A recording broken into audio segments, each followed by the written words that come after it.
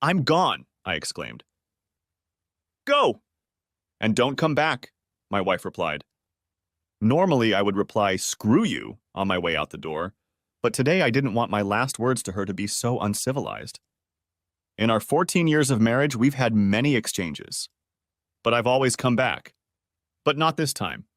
A few days later, she realized what I meant this time. Over the last 6-7 months, Jenna, my wife, had become more and more verbally abusive. I didn't realize what was going on. Her snide remarks were sarcastic, to say the least. I started avoiding her as much as possible so as not to make things worse. Each day I would linger longer and longer at the car. Sometimes I even came home after Jenna and Carrie, our 13-year-old daughter, had eaten dinner. I had to get my own food. Sometimes there were leftovers. But lately I think they were in the trash before I got home. My name is Kurt Kaminsky. Technically my name is David Kurt Kaminsky, but my dad's name is also David, so they started calling me Kurt from the beginning so there would be no confusion. No, I'm not a junior. My dad's name is David John Kaminsky. Why he didn't make me junior is beyond me. I would have been happy to be called Junior or even DJ, but no, I would have been called either Kurt or DK, and DK just didn't sound right. Yes, I am Polish, or rather, an American of Polish descent. Yeah, I've heard all the jokes. Well, maybe not all of them. They seem to come up with new ones every year. I've heard relatively innocuous ones like, you know why Poles spell their name with ASCII on the end? Because they don't know how to spell Sani.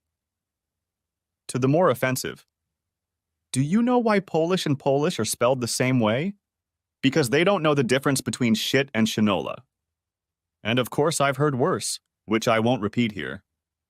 Being the only person of Polish descent I know, not counting my father, living in this small town of about 10,000 people, I've been the target of many such jokes. Technically I'm only half Polish, the other half, on my mom's side, being German, French, Irish, and English mixed into one. But since my last name is Kaminsky, I'm Polish. But I digress. Let's get back to the current issue. My wife, soon to be my separatrix, is not who I thought she was. I only found out 4 weeks ago. As I mentioned, I was spending more and more time away from my wife because of her abusive attitude. After coming home several times without dinner, one Monday night I decided to grab a bite to eat at one of the local restaurants. I was sitting in a booth and was about ready to order when I suddenly heard a conversation between two guys in a booth on the other side of the partition. My attention was caught by a phrase that included the word Pole. I listened and heard one of the men say, "So you've been having fun with a Pole's wife for a while now?"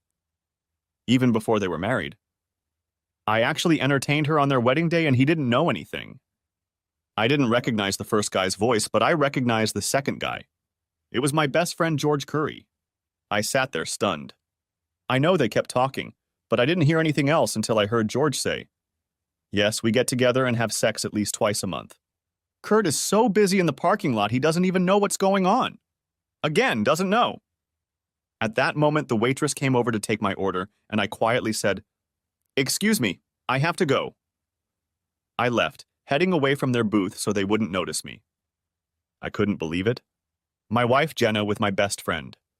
He was even the best man at my wedding. He is also my mechanic, well, and will be for a while. He's not really my mechanic because he's officially an independent contractor that I use exclusively to repair and inspect all of my cars.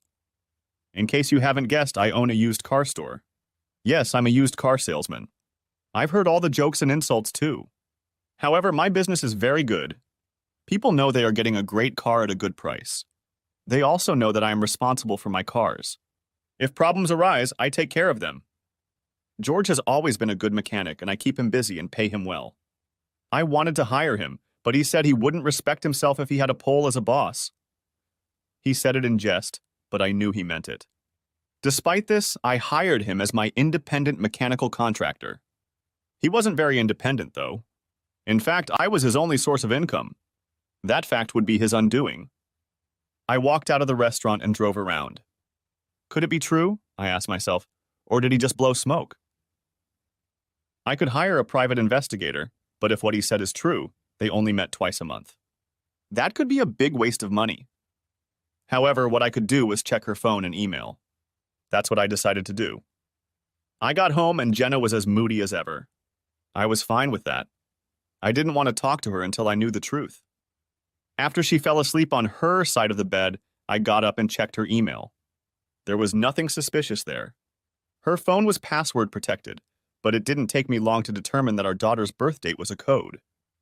I saw a few messages, which could be taken the wrong way if I was so inclined, but none from George. His name was on her contact list, but then again, he was my best friend, so that wasn't unusual. Maybe he was just babbling nonstop, I thought. Her behavior lately, however, made me think something was going on with her. Maybe not with George, but with someone else. I got into bed and tossed and turned, trying to sleep. It was sometime after 2:43 a.m., because that was the time on the clock the last time I looked at it. The next day, George showed up at the car dealership and made a joke in Polish. It was not uncommon for him to do that, but I usually laughed a little and then left it at that. Today, however, I lashed out at him. "George, what the hell do you know about Poland? I bet if I laid out a map of the world, you wouldn't even be able to point it out. You joke like all Poles are dumb, but I bet they could point out the United States and even our state on a map. Why don't you get down to business?" George looked at me and didn't know what to say. He knew I was right, but he couldn't point to Poland if his life depended on it. George had never been one for book smarts. He was good-looking. He had street smarts. He knew a lot about motors, but he'd never been a college student. That's probably why he hung around me in high school. I helped him with his homework so he could at least graduate. Now I was beginning to rethink my choice of friends.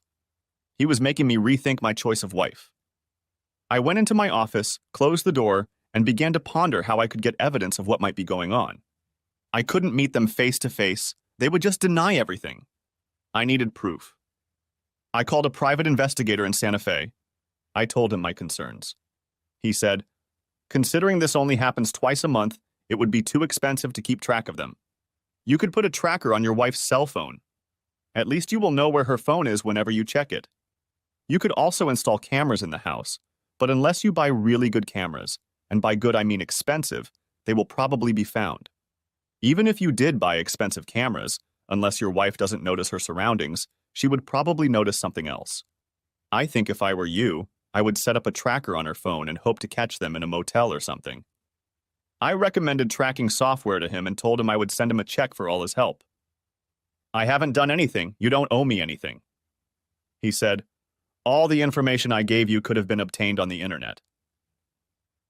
"Well, I reached out to you for an appraisal, and you gave me some good information, so expect a check in the mail. If you're ever in Silver City, stop by Kaminsky's car dealership and tell him hello. I don't usually come to this part of the state, but if I do, I'll be sure to look you up," he said, and I realized he meant it. Part of the reason I was successful in selling cars was because I made people feel valued. I learned early on that people need to feel that they are important and that what they do matters. I looked at the tracking software and figured I could do at least that. Then I looked at the camera and realized he was right. He'd saved me money, time, and the embarrassment of buying cameras that I had no doubt Jenna would notice. That night, when everyone went to bed, I got up, downloaded a tracking app on her phone, and synchronized it with my phone. It would run in the background without her knowledge. I slept better that night. The next day at work, I checked the app periodically. She worked part-time at the university bookstore. She only worked 20 hours a week. The money she received she called mad money and spent it on whatever she wanted, usually going to the salon. Later I checked, she was at the grocery store. And even later she was at home. George was in and out most of the day, but when Jenna was home, he was at work, so at least that day I was sure nothing happened. That evening, I decided to try to be nicer to my wife and daughter. When I asked if they wanted to go out to eat at Revel Restaurant, the wife seemed to respond a little better. Carrie, however, was a typical 13-year-old girl, unsure if she wanted to see her parents. I insisted, and she reluctantly headed to the car. Dinner was nice. I made sure to mention George in conversation, and Jenna averted her eyes, but quickly changed the subject when she saw me looking at her, which heightened my suspicions. I wanted to know if what George was saying was true. I had to find out somehow. I didn't bother to check her phone that night. I couldn't check her calls or messages, so either she deleted them immediately or didn't do it at all. As I got into bed, I said to Jenna, "Thanks for agreeing to have dinner tonight." "Thank you, Kurt. It was a nice surprise." She looked at me and said with a look, "Maybe you'll get lucky today." "It's been a while, but like I said, we haven't really been getting along lately." Jenna finished her nightly bathroom preparations and got into bed, snuggled up against me. I had mixed feelings about possibly having sex with her. If she was cheating on me, did I want that? I decided that until I had proof, let her initiate and reciprocate on her own. I would not take the initiative. We eventually had sex, but it was very vanilla and not worth going into detail about. Oh well, at least I enjoyed it. For the rest of the week, I checked the location of her phone and found nothing unusual. Saturday night, when she was already asleep, I checked her phone for messages or calls and again found nothing. I was almost to the point where I convinced myself that George was lying through his teeth, trying to impress some guy with his sexual exploits. It wasn't the first time this had happened. I'd known it since high school. I went back to bed and began to toss and turn again. My subconscious was keeping me awake. It was 2 a.m, and I was lying there staring at the ceiling, unable to fall asleep, so I got up and went downstairs to get something to drink. Hopefully it would help me sleep. I sat there holding a glass of Jack Daniels and Coke in one hand and her phone in the other. I decided to check her phone one more time. I entered the password, my daughter's date of birth, and opened the phone on the home page. And then it hit me. Our daughter's birth date was key. Our daughter's pregnancy was difficult. We thought several times that we would lose her during the pregnancy. Something about her rhesus didn't match my wife's. It felt like my wife's body was fighting the baby inside her. The last 3 weeks of the pregnancy, my wife was on bed rest so she could carry the baby to term. She actually carried her to term, and exactly 9 months later, on our wedding day, Carrie was born. We were so happy. She was healthy, but she was hard to handle. She cried all the time, didn't get enough sleep, didn't want to put herself on Jenna's breast, and what's more, she was hard to handle. My wife, in Carrie's second year of life, explicitly told me that we weren't having another baby. This depressed me, but to be honest, the baby was sucking all the joy out of our lives. I mentioned that she turned 9 months old. These babies are called wedding night babies because they are conceived that night or on their honeymoon. A light went on in my head. If what George said was true, there was a good chance that Jenna was already pregnant before our wedding night. Jenna was on the pill. No, we didn't wait until we were married to have sex. In fact, it was a big part of our time together. The doctor, when asked how Jenna got pregnant, said that the stress of the wedding probably affected her hormones and made the pill ineffective. Well, if it was ineffective that night, then it was ineffective that day as well. Now I knew what I had to do. There was a 50% chance I wasn't the father. You know the expression, the early bird gets the worm. Well, George could have been an early bird. But in his case, I think the expression should be, early bird gets the worm. I got out of bed and went to the bathroom. I found some cotton swabs and went to Carrie's room. She was now a sound sleeper. By the time she was 4 years old, she had finally settled into a normal sleep pattern. Until then, she had had a hard time. She would lie there snoring with her mouth wide open. It was easy for me to take a cotton swab and run it along the inside of her cheek. She didn't even wake up. I put it in a plastic Ziploc bag and repeated the process for myself. If it turns out that Carrie is my biological daughter, that still leaves me with questions about Jenna's fidelity. If, however, Carrie is genetically not mine, that's when the shit hits the fan. Sunday was chores day, and we each had our own things to do. I took my time socializing with them to limit my attention to Jenna and Carrie. I was having a hard time keeping my emotions in check, so I didn't want to give anything away. I was eager to know the results of my suspicions, but I had my doubts. The question had been on my mind all day. Jenna asked me, "Is something bothering you, Kurt?" I needed to come up with something quickly, so I said, "I want to buy a large number of cars at the next auction to fill my lot. That means money will be tight until I can make a few sales to make up for it." "Well, don't overwork us," she declared. She always said "we" when talking about the business, and it was probably a good thing that she thought it was ours. But the reality is that when I opened the parking lot, I incorporated the company to limit my liability. We live in a litigious society, and I didn't want anything done in business to negatively affect my personal life. "I think I'm going to pay off all of my credit cards and cancel all but one so that our credit looks a lot better," I told her. It was a ploy to explain my plans to her, to ward off any possibility of her screwing me over financially if she found out about my plans.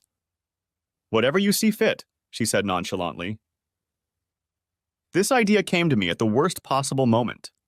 It's amazing how your mind can work if you let it. It would limit the possible consequences if what I expected turned out to be true. So, early Monday morning, I took my samples to Western New Mexico University and talked to someone in the science department. They referred me to the head of the department. He told me that they had a program in cell and molecular biology and that they would be happy to take it on. I gave him some of my business cards and told him that he or anyone who would work with the samples would get a 10% discount on the purchase. He seemed to appreciate that and said, "I'm thinking of swapping my Camry for a newer car. I may have to stop by and see your range. If you don't find anything you like, just let me know and I'll work with you to find something you'll like," I told him. "Thanks, I will," he replied. I know I smiled as I drove out of the university, but it was a concerned smile. The results could be the end of my marriage. When I told Jenna about buying new cars to add to my fleet, I just hid my concerned expression. Now I thought that's not a bad idea. I called Paul, my accountant, loan officer, and part-time salesman, into my office and told him about my idea. "We're going to make it work," he said. "Paul, there's something else I'd like to do. I'd like to pay off the mortgage on my house. Can we arrange a lump sum payment so I can do that? Let me take a closer look at the financials and get back to you this afternoon." As he was leaving my office, I thought about calling my lawyer and asking for a referral to a family lawyer. But then I thought, you may be in a hurry. Let's see what the results are first. After all, I hadn't yet found any evidence that my wife was having an affair. In the afternoon, Paul showed me the spreadsheet and we discussed the next steps for both of my plans. The next 2 days were some of the longest. I was on hold, waiting for the results of the DNA tests. Late on Wednesday night, I got a call from the head of the department. He was on his way over with the results and to inspect the car. When he arrived, I directed him straight to my office. He looked at me, and from the expression on his face, I could tell what the results were. Then he spoke up and confirmed it. The two samples taken are unrelated. I nodded my head, and he realized that although I had expected it, the news had shocked me. He gave me a moment to think about it and held out the envelope with the results. I looked up at him, my expression changed, and I asked, "So what kind of car were you thinking of?" "I know this is going to sound corny, but I just turned 50 and I'm looking for a sports car." "I was thinking about a Mazda Miata."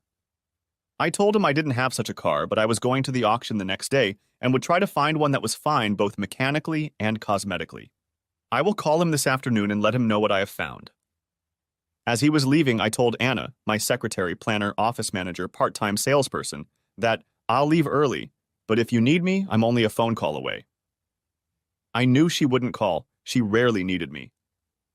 She could handle almost anything that needed to be done. I drove around town just looking. Strangely enough, things looked different to me. I called my lawyer. He was saddened by the news, but referred me to another lawyer who he knew would do the right thing. I called and made an appointment for late the next evening. I grabbed a bite to eat at a restaurant and thought about it while I ate. Had I wasted the last 15 years of my life? I couldn't even say that I had even had a child from this marriage. Sure, I still considered her to be my child in some way, but biologically she was not. What was I supposed to do next? I realized I couldn't act like I didn't know anything. Of course, I had been ignorant before, but now that I knew, there was no turning back. One thing I knew for sure, George would pay. I didn't care that he had been my best friend for years. With friends like him, I could use enemies. Jenna was going to pay too. I wonder if she knew Carrie wasn't mine. Even if she didn't, she had kept that secret from me, the secret of her wedding day sex with my best man, my best friend. Now I had no reason not to believe what I overheard. She had sex with him at least twice a month. I was starting to get angry, and before I got out of control, I needed to be alone, away from everyone. I needed to call Jenna and tell her I wouldn't be home that night. I couldn't go home. I would probably do something that I would go to jail for. She answered the phone. "Hey, Kurt." "Hey, I'm going to spend the night in Albuquerque so I can be ready for the auction at 8 o'clock, I said in an emotionless tone. Okay. Have a safe trip," she said. I don't usually go to Albuquerque for an auction, so this was unusual. I wondered if she'd take advantage of the fact that I'd been gone all night. She'd have to blame Carrie on my parents, and that would be hard to explain. However, throughout the evening, I will periodically look at her phone tracker to see if she decides to go somewhere else. I drove the roads all the way to Albuquerque. I wanted to buy at least 20 cars, including a Mazda Miata. I would arrange to have them picked up or shipped back to my lot after the auction was over. The question swirling around in my head was, who should I have do their mechanical inspections? I knew George wouldn't get any more work from me after his routine inspections and repairs were done. When he heard that I had bought 24 cars, dollar signs would appear in his eyes, and he would know how much he could charge me for all that work.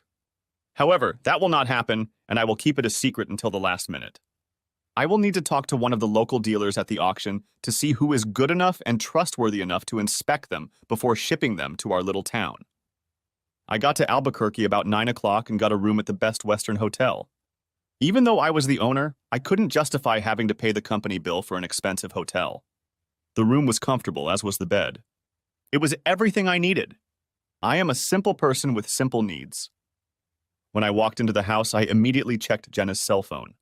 I found that she was still home, or at least her phone was. I had trouble sleeping that night. I kept going over in my mind why she'd done what she'd done. How could she justify having sex with him on our wedding day, let alone doing it with him twice a month for who knows how many years? I began to reevaluate our marriage.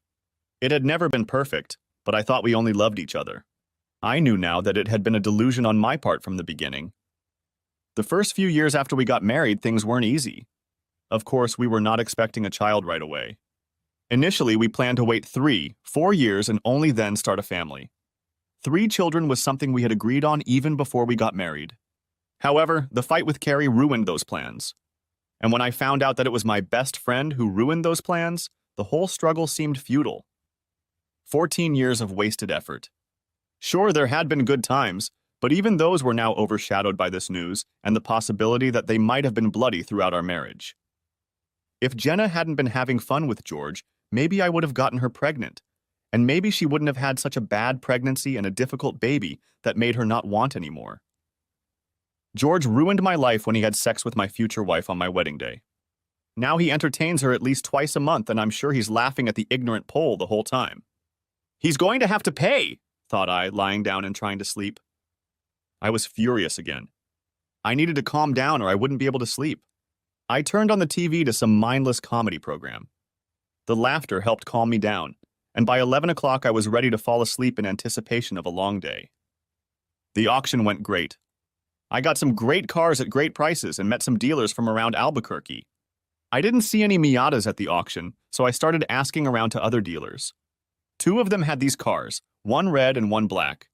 I asked them if they would be willing to make a deal when I found out what color my customer preferred. Sure, they said. Just let me know what cars you have in the parking lot and we'll get it done. I needed to come to this auction more often. Networking with other businessmen and businesswomen in the same line of work inspired me to expand my business.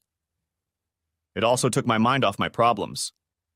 After lunch, when I met with my attorney, the news was not good. I would lose half of everything and have to pay child support and alimony. Child support for a child that wasn't even mine. That's when I decided I wasn't going to get a divorce. Instead, I'm going to leave her with George's baby. I'd pay the mortgage on the house. She could stay in it, but my name would be the only name on the deeds, so she couldn't sell it. If I left but continued to pay taxes and utilities, she wouldn't be able to file a quitclaim deed and take the house. True, I had to decide what to do with my business. It was organized as a corporation, but somehow I knew that if I didn't do something to protect it, I could lose it. I'll have to talk to my business lawyer about that. When I walked in the door of my house, I was exhausted from the long day, so I told Jenna, "I'm tired. I'm going to take a shower and go straight to bed." And I made my way to the bedroom. "Would you like some dinner?" She turned to me. "No, I had a late lunch," I replied. At least she thought to ask. The shower was beautiful. My problems seemed to almost melt away. I had problems, but I was on my way to solving them. I fell asleep a few minutes after my head was on the pillow. I had been stressed out for the past week, and now that I had started making a plan of action, my mind could rest. I woke up early, refreshed, and headed to the office before Jenna and Carrie even woke up. I had things to do and plans to make. When the employees started arriving, I found myself knee-deep in spreadsheets, financial reports, and sales projections. I told Paul that I had purchased 23 cars and that within a week we would be closing a car deal at the dealer in Albuquerque. I told Anna not to assign George any more work and to keep it a secret. She looked at me with a perplexed expression and said, "You're the boss." "Thank you, Anna. You're irreplaceable." When 9 o'clock came, I called my business attorney and asked him what I should do.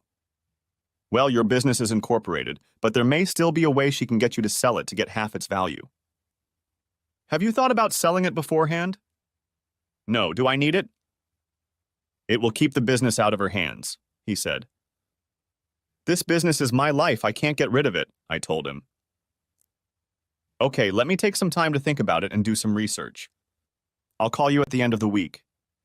This news was devastating. I had worked hard to build my business into what it was today. This is my baby, unlike Carrie, I thought to myself. Now I was filled with rage again. Part of being a good business person is the ability to compartmentalize and multitask. I needed to put my personal problems aside and get back to business.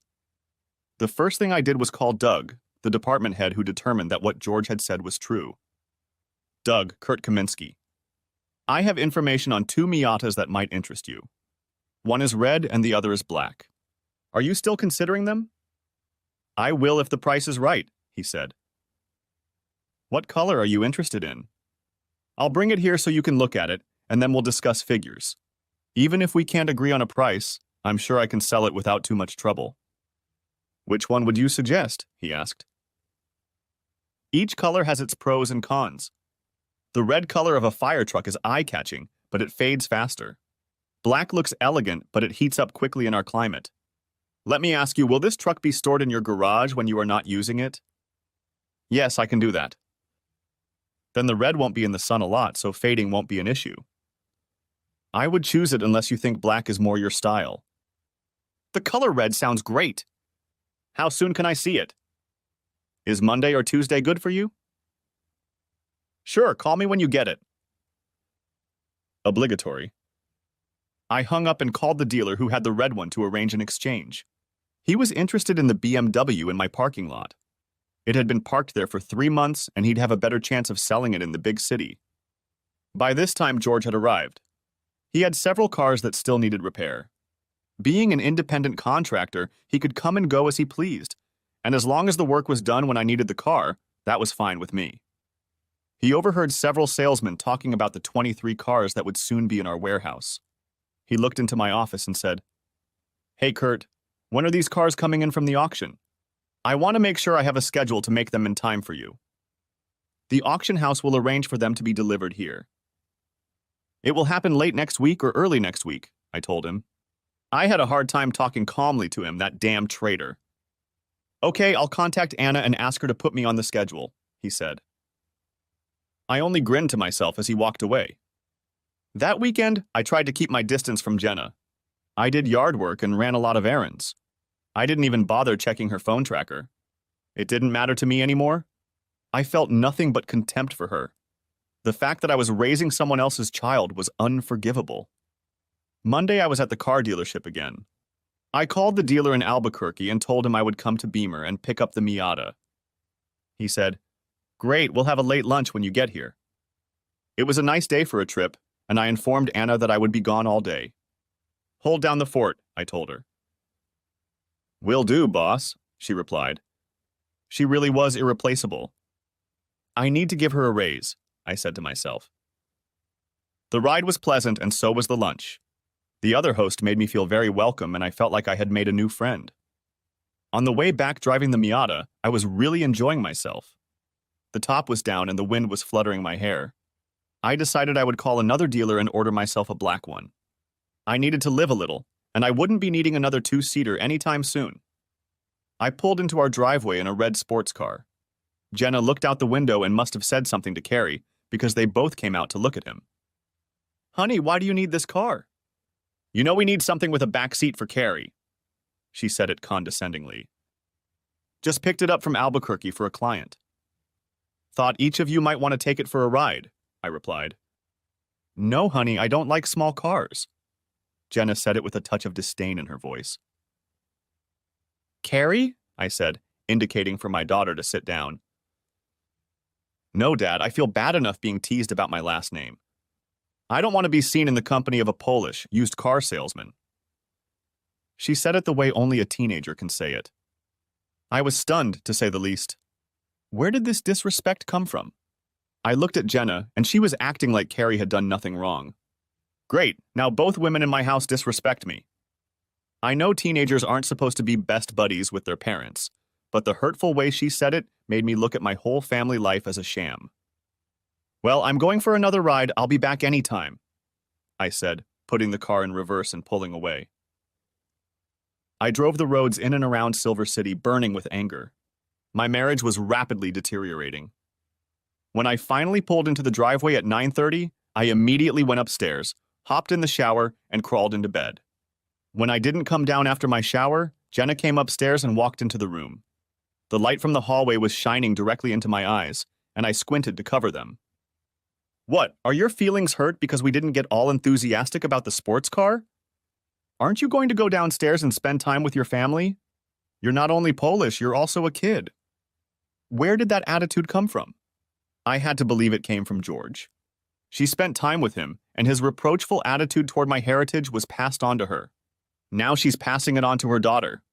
It was her daughter, not mine. I should probably get that into my head. I may have to support her, but she is not my daughter. It sounds like you and your daughter would prefer not to have a Polak around, so you can just back off. I was furious, and her attitude wasn't helping at all. She was going to regret treating me like that. Needless to say, the Kaminsky house has been quiet and cold ever since. The next day I called Doug and he came over to check out the Miata. He was thrilled. We talked numbers and he was surprised that he got a great price, $3,000 less than Kelly Blue Book. As he was about to leave, having filled out the paperwork, he said, "My best friend is in charge of purchasing for the university, and we change 16 cars about every 2 years. I know that's not a lot, but could you talk to him?" "Always happy to do business, and you know I'll make a deal with them," I said. "I'll have Jim call you later this week." "Thank you," said I. "That's how I grew my business, by treating people right and letting them know I appreciate their recommendations." On Wednesday, I got a call from my lawyer. "Hi, Kurt. I think I have a solution to your potential problem. Would you mind stopping by this afternoon and discussing it with me?" Of course, I can't wait to get started. The atmosphere around my house is becoming simply unbearable. At the meeting that day, I listened to the plan and I liked it. It will take about 2 weeks to implement, but if it works, it will be worth it. During those 2 weeks, I quietly moved my personal belongings and tools out of the house and into an apartment in a neighboring town. Also, during those 2 weeks, George was anxiously waiting for those 24 cars to arrive so he could do some work for which he could bill me. When he asked, I just put it off. This past weekend, I did yard work, and when Jenna and Carrie weren't around, cleaned out the closet and dressers. Jenna did laundry during the week so she could do what she wanted to do on the weekends. It was good for me because she didn't notice my closet emptying. So I went back to that Monday night when I told Jenna, "I'm out of here." She was rude to me again and disrespectful to both the Pole and the used car salesman. I reinforced this by calling her a cunt. She hated that word. Then she exploded, and that's when I told her I was leaving. I used to go to a motel for a night or even two, depending on how pissed off I was. On Tuesday morning, after the explosion, I arrived early in the parking lot, and as my employees were entering, I asked them to go into the conference room. I closed the door behind them. I had weekly meetings, so this was not unusual. I started the meeting. "Good morning. As you all know, the cars I bought a couple weeks ago arrived yesterday afternoon. They have all been inspected and prepped, so they are ready for sale right now. We are no longer using George to do any work. If he asks you, tell him we have decided to go in a different direction and leave it at that. You've all been amazing. You're like family, so it's hard for me to accept what comes next." I paused and wiped a tear from my eye. I sold the business. They all looked at me with surprise in their eyes. "However, as far as your job is concerned, nothing will change. Well, with the exception of Anna, you will take over some of my duties, and of course you will get a corresponding raise in salary." Everyone, even in their surprised state, began to congratulate Anna. They all respected her and knew she deserved it. "Anna, after the meeting, please come and talk to me. We will discuss some points. I'll still be involved, but only on a consulting basis, and I'll probably sell occasionally. I don't want to take sales away from any of you." They were all glad that I would still be around, at least sometimes. The meeting was over, and as we walked out the door, George was standing there. Hey, why wasn't I included in the meeting? At most of the previous meetings, he had been included. I said, because this is a staff meeting and you're not a staff member. He hesitated for a moment, then said, I see the cars have finally arrived. I'll start repairing them right away. No, they have already been thoroughly inspected and prepared for sale. Nothing needs to be done to them, I said sternly. He looked at me, stunned. But I'm checking all your cars, Kurt. What's going on? George, I sold the business and the new owner wants to move in a different direction. I told him, not intending to blow it up. I would save that for another day. I left it at that. I realized that sometimes it was better to say fewer words. I can't believe you sold the business, he exclaimed. What am I supposed to do now? Of course, it was all about himself. He was effectively told that he was out of a job.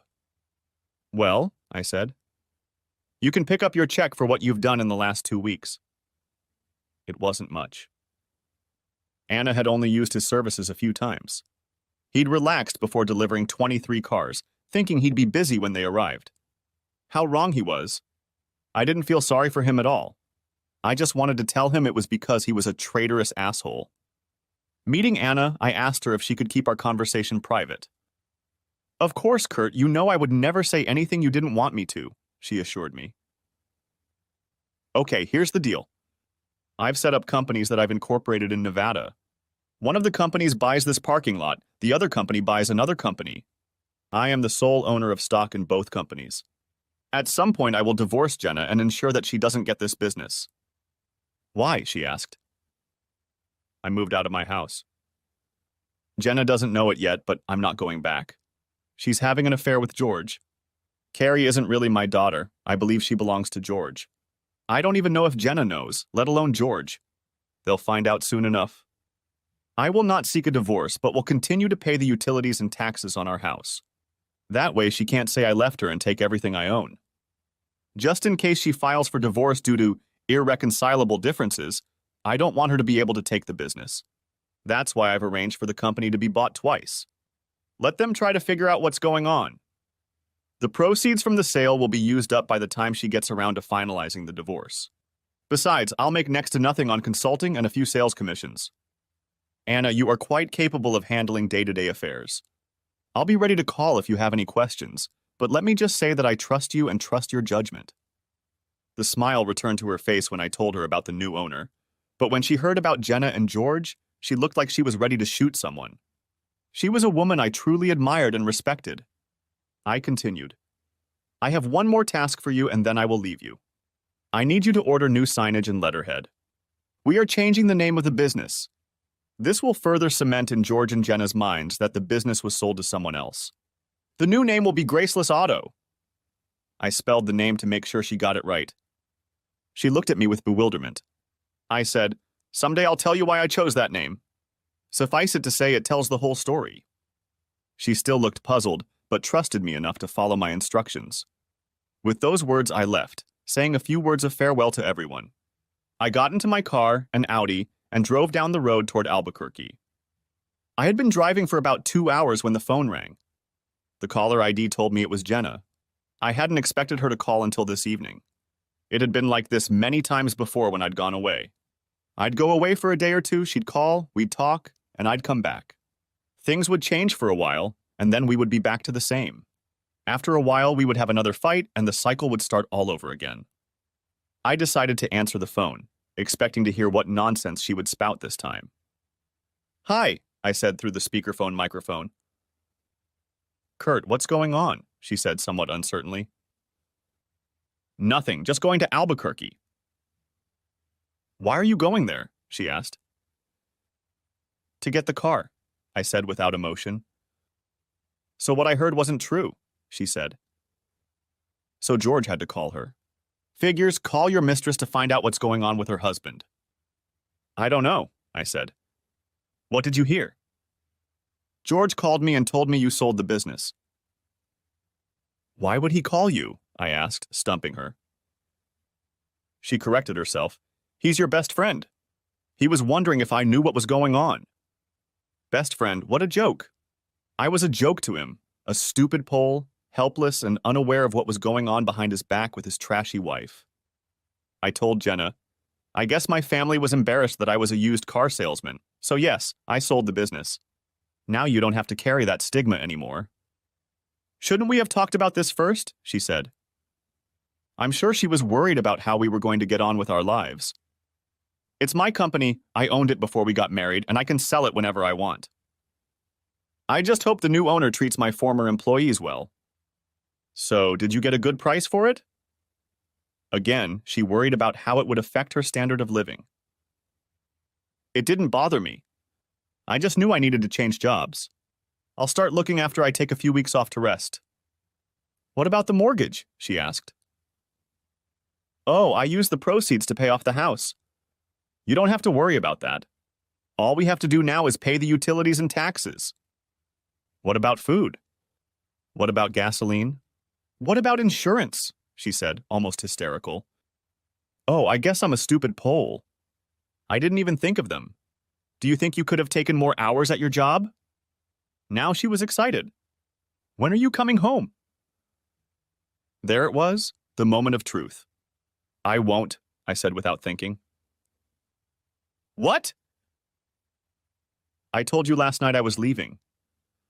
You told me not to come back, so I'm not coming back. Don't worry, I'll find a way to pay all the utilities, so the lights won't be turned off. You can't do that, Kurt. You have to go back. I could hear the desperation in her voice. No, I really don't know, said I in an impassive voice. Kurt, don't do this, she cried. Already have, I said. What about your daughter? She asked, trying to tug at my heartstrings. You mean Carrie, the girl who's ashamed of her last name and the fact that her old man is or was selling used cars? Kurt, she's just acting like a 13-year-old girl. You can't take it personally. Well, it doesn't matter anymore. I'm not coming back again, so none of you will be embarrassed by me. With those words, I hung up and turned off the phone. Let her think about it. I knew she was trying to call me back now and would be annoyed that I wasn't picking up. I calmed down after the phone call and tried to enjoy the leisurely drive to Albuquerque. I could only assume that the next call she would make would be to her lover to get more information and let him know what I had said. When I got to my destination, I turned my phone back on and saw that I had 5 messages. I listened to them all. 3 from Jenna, 1 from George, and 1 from Anna. I called Anna right away. Hi, Anna, I'm sorry I turned my phone off. I've been getting some unwanted calls. Yes, I know. Your wife and George called me to find out where you were. I told them you no longer own the place, so you're not stopping by anymore. I hope everything is okay. Perfect, said I. If they give you a lot of trouble, tell them you're calling the police about harassment over the phone. I like that, she said. Kurt, you may feel like you don't have family or friends anymore, but trust me, you do. We are your family, and we always will be. Thank you, Anna, you knew what to say. I hope your husband knows how lucky he is. Believe me, he knows. He tells me about it all the time. Never lose that. Never take each other for granted. I'm not going to, she said. I hung up the phone and wondered whether to call my cheating wife or the asshole who was backstabbing me. No, I'd let them handle it. I got out of the Audi and entered the office of the car dealership. There the owner was waiting for me. I have the Audi I told you about. Would you like to see if we can do a trade-in? Let's see, he said. He was impressed with the condition of the car, inside and out, as well as under the hood. He looked at me and said, I can sell it in a week. Are you sure you want to do a trade-in? I think I'll get a better deal. Sometime in the future you can reciprocate. I'm not here to make money, I'm here to get a sports car. Half an hour later I was back on the road, with the top down, enjoying the ride. Now we had to decide where to go. North sounded good, so I headed for Santa Fe. For the next 2 weeks I traveled through northern New Mexico, Arizona, southern Utah, and Colorado. I wanted to be in the neighborhood in case Anna needed me to come back. I called her several times, and when it was clear she had it all worked out, I decided to head west. Sure enough, I kept getting calls. First they were annoyed, then apologetic, and finally downright bitchy. I listened, but I didn't care. When I got the call that my credit card had been canceled, I just laughed. When George called and told me I was a terrible person for leaving Jenna and Carrie so easily, I had to laugh even harder. I got a call from my lawyer. Jenna called and threatened to file a child abandonment petition if I didn't contact her and get back to her. I called him back. "Hey, it's Kurt. So you've been getting threatening phone calls from my wife?" said I. "Yeah, but I wouldn't worry about it. If you're still paying for the house, she'll have a hard time proving it." "I can do something better for you," I said. "I have a tape of me telling her I'm leaving and she asks me not to come back." "That's awesome." "Send me a copy," he said. "If she gives me any trouble, I'll pass it on to her lawyer." "Let her lawyer try to put pressure on her." "Thank you. I'll call you in a week to see how things are going." I've traveled all over the Southwest. The Miata wasn't the most comfortable car, but it was fun. There were lots of people looking at me, even tits glimpsed by bored, horny, middle-aged women. But I wasn't aiming for that after all. I was still married, for that matter. I went to Reno, then to Lake Tahoe, the coast, Napa Valley, and Highway 1, looping along the coastline. I stopped in Yosemite, then San Diego, through Death Valley, to Vegas, and then to Phoenix. I took my time. I stopped at parking lots, talked to the owners, and just chatted about this and that. Some of them were jealous that a guy in his early 30s could just take off and travel. After traveling for about 3 months and 8,000 miles, I decided to come back to Silver City. I stopped by Bezradny Auto and was greeted by my entire team. In fact, there were several new faces. They all welcomed me back. When I walked into Anna's office, formerly my office, she looked up. When she saw me, her smile got even wider. She stood up, walked around her desk, and gave me a big hug. We talked for a while, and then I asked, "Do you think I could have everyone over to Wrangler's to eat and drink? Could you close the store at 5 o'clock?" It was 3 o'clock at that point, and I had some errands to run. "Of course I'm going to push for it. The whole team will be there." I said goodbye to them and told them I would see them in 2 hours. They were in a good mood. I visited my attorney. He had informed me earlier that Jenna had tried to disinherit me to get all of my assets, but he was able to thwart her attempts. We talked about what to do next. At 5 o'clock, I met up with the team at Wrangler's restaurant. We had a great dinner and were happy to chat with everyone. After about an hour and a half, they started going home. Finally, it was just me and Anna. She looked at me and said, "You know, Kurt, you may think you're helpless and vulnerable and don't understand anything, but you're wrong. You just trusted the ones you loved." I looked at her. "So you guessed it, huh?" "Yes, it took me a while, but you said the new name reveals the whole story. It kept me on my toes until I figured it out. You can be Polish, but all the jokes can never describe the real you. Jokes are an insult to you and your heritage." "Thank you, Anna. You really are the main reason I came back. I had to see how you were doing with my duties. I'm happy to say that not only did you not fill my shoes, but you made your own pair." "I had a great mentor," she said gratefully. We hugged and she went home to her husband. He really was a happy man. I went back to the apartment I hadn't been in for 3 months. It was musty and needed a good airing out. I opened the windows and let the cool evening air fill the rooms. I grabbed a beer and sat on the deck overlooking the pool. There were a few people swimming and a family playing. Jenna and I had hoped and dreamed so much when we got married. Now they were all gone. I looked at the clock on the wall. It was about 8:30. I thought, looks like it's time for a showdown. I got up, jumped in my Miata, and drove to my house. I guess technically it was still mine. I had bought it before Jenna and I were even married, and the deed only had my name on it. When I pulled into the driveway, I was disappointed. The yard wasn't well maintained. In fact, it looked like the landscaping hadn't even been touched. The lights were on, so I figured Jenna was home. I walked to the door and knocked. A minute later, the door opened and Carrie stood on the doorstep. Her eyes got big and she asked, "Daddy?" "Hey, Carrie, is your mom home?" She stuttered, then screamed, "Mommy!" I heard Jenna yell from the kitchen in a strained, shrill voice. "What the hell is this?" She kept looking at me and said loudly in response, "Daddy." Jenna came around the corner, saw me, and screamed, "Where the hell have you been?" I decided to answer her shout in a calm, even voice. "Traveling." At that moment, George came out of the bedroom wearing only boxers. "Oh," I said, "the whole family is here. Mom, Dad, and the baby."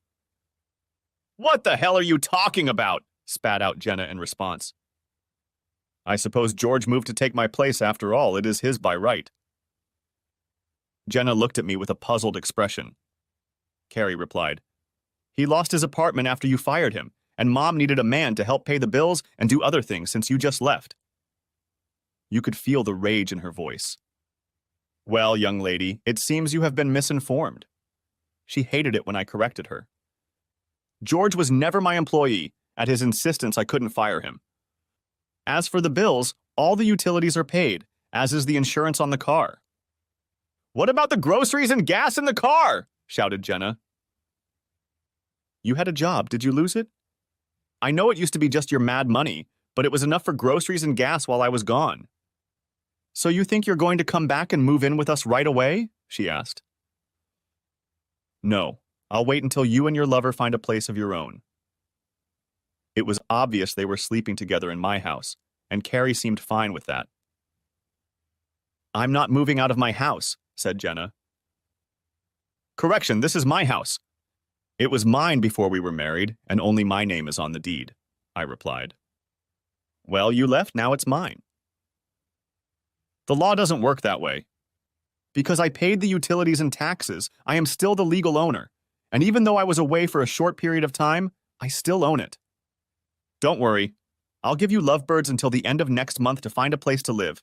Just don't forget to bring your daughter with you. What do you mean your daughter? She's our daughter. Truer words cannot be spoken, said I with a smirk on my face. Jenna looked puzzled. I then turned to Carrie. Carrie, I know you hate being called Polish, so I have good news for you. I'm not your real father, I'm George's. The silence in the room was deafening. After a moment, Jenna meekly asked, What? Yes, Jenna, it looks like your little indiscretion on your wedding day resulted in a baby, just not mine. But you have good news, Carrie. You can now take your real daddy's last name and become Carrie Carey. I wonder if maybe Mom didn't insist on the name Carrie in memory of her lover. I looked at Jenna and she looked at George. He was white as a ghost. What, George? You don't want to be a daddy? Well, that's too bad. Take the responsibility. Look on the bright side because it's only another 4 years and then college. Jenna and George said almost in unison. I don't believe it. I tossed them the DNA report. See for yourself? They grabbed him, looked at him, and then both fainted. Carrie, tell the lovebirds that your mom will be served with divorce papers sometime next week along with an eviction notice. I turned and walked away. The whole time I was gone, I wondered if the affair had lasted throughout the marriage. In fact, I wondered if she had been faithful to me at all. We met when she came in to buy a car. George was working on the car, and we both thought she'd be a great choice for a date. Did she pick me or didn't she? I was indeed joyless, clueless, helpless, vulnerable. All the while, George was laughing at me behind my back and also making Polish jokes in front of my face. I went back to the apartment and got a beer or 4. I went to my lawyer in the morning and asked him to start the paperwork. Of course, I knew I would have to sell the house and split the proceeds, but as a barely working man, I wouldn't have to pay alimony or child support, especially since another man had already taken my place. At least that's what I hoped. I loved Jenna, and I loved George too. The betrayal was unbelievable. I won't be able to trust anyone, male or female, for a long time. Maybe I should see a therapist. When the divorce proceedings dragged on, I went back to work at the car dealership, but as a salesman. I made it clear to all the employees that I was no longer the boss and that I only needed 1 sale a week to pay the rent and buy groceries. In fact, I insisted that there was only one. When it came to court-ordered child support, I wanted to have no money at the end of the month other than my own meager living expenses. Jenna hired a lawyer. I don't know how she could afford it. Maybe he was doing it pro bono. He's going to be surprised. They checked my bank accounts and saw that I had spent the funds from the sale and even checked the transaction itself, but found nothing wrong with it. They didn't dig deep enough. I learned from my fellow salespeople that while I was away, George talked to Anna almost every day for the first 2 weeks about wanting some kind of job. She had no problem telling him no every time. Eventually, he gave in. Now he wished he had never gotten his ASC certification because the only job he could find was at Valvoline Quick Oil Change, where he was making $13 an hour. I hoped Jenna had switched to full-time work or they would have a hard time making ends meet. I contacted the realtor and informed Jenna that I was putting the house up for sale to split all of our possessions 50-50. She had already been served with an eviction notice, so she had to move out before the house was sold and closed. One night, there was a knock on my door. Of course it was Jenna. I opened the door, looked at her, and asked, "What do you want?" "Kurt, can we talk?" "I don't think it's a good idea. We're litigating against each other." "Come on, Kurt, it's just me here. No lawyers. Can't we sit down and have a polite conversation?" "Yeah, I guess so, but let's go to the Denny's," I said. "So there are witnesses," I thought to myself. I didn't trust her enough to be alone with her. We were sitting in a booth at Denny's restaurant, and after a couple minutes of pleasantries, I asked, "Why, Jenna?" She looked at me, hesitated, and said, "I guess the simple answer is that I liked you both, and I couldn't make up my mind." "So you were dating both of us at the same time?" She lowered her gaze to the table and replied, "Yes, but George asked me not to tell you anything because he knew it would ruin your personal and working relationship with him." "When I asked you to marry me, why did you say yes?" "Because I loved you." "What about George?" I asked. "I loved him too, but I knew he would never be a husband. When you asked me, he and I discussed it and ended our relationship. I wanted to focus on us and preparing for the wedding. So on our wedding day, when you let him have sex, you said, 'I'm marrying him, but you're still my man.'" She began to cry. "It wasn't like that." "So what was it, Jenna?" She hesitated, then said, "I didn't want to lose him, and he didn't want to lose me." "Well, now you have each other and your baby. By the way, you did a great job coming up with a name for her. I didn't even memorize it until I had time to think about it during my 3 months on the road. I didn't know Carrie wasn't yours. I really didn't." Then she looked at me and said, "Kurt, I wanted to talk to you tonight to tell you that I still love you."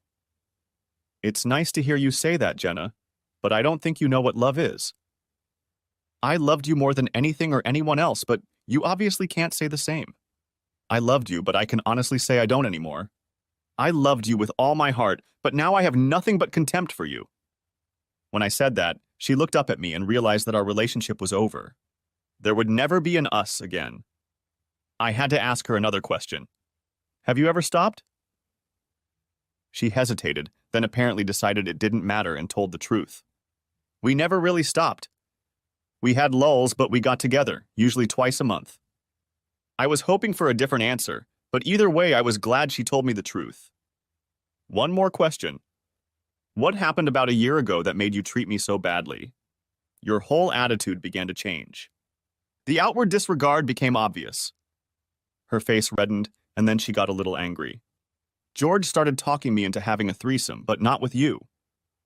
I could probably do it if you were involved, but we couldn't find a way to do it. He kept insisting on it, and it made me resent you for something I know you would never do. I know it sounds strange, but I thought I could make my 2 men love me together, and resented you for not being the kind of man who could allow it." "So have you ever done it?" I asked. "No, I thought about it, but then you left and my whole world came crashing down." "Well, now you can do it knowing that I don't care. What you do, I don't care anymore." We both knew the time for talking was at an end, so I paid the bill and we went to our cars. 4 months later, we stood in front of a judge and he declared us divorced. George was there too. As we were leaving the courthouse, Jenna said, "How about an old-fashioned drink?" "Sure," said I. By this time, the dislike I had harbored for the two of them was gone. Then I thought, this will be the last time I have to be with them. From now on, they can be alone together. Let those pigs live in their own filth. They deserve each other. Ha! Jenna will have to get used to a lower standard of living. Okay, so maybe the hostility wasn't gone. We drove to Wrangler's, and as we started walking in from the parking lot, I thought, this sounds like a lot of anecdotes.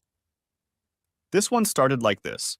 A crooked cunt, a conniving asshole, and a Polish guy walk into the bar. The bartender yells as we walk through the door. "Hey, we don't serve the likes of you here!"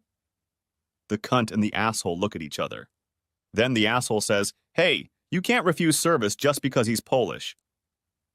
The bartender says, "The Pole can stay, but the health department won't let us keep cunts and assholes in plain sight in a catering establishment." It was Gus. I offered him a heck of a deal on a classic car someone had turned in. He's treated me like royalty ever since. He loves his 1972 Gran Torino and treats it like a child, cleaning and polishing it from the front chrome to the taillights. I may be Polish, but I'm a respectable man. Thanks for watching. I hope you enjoyed it, so subscribe to my channel and watch the next video.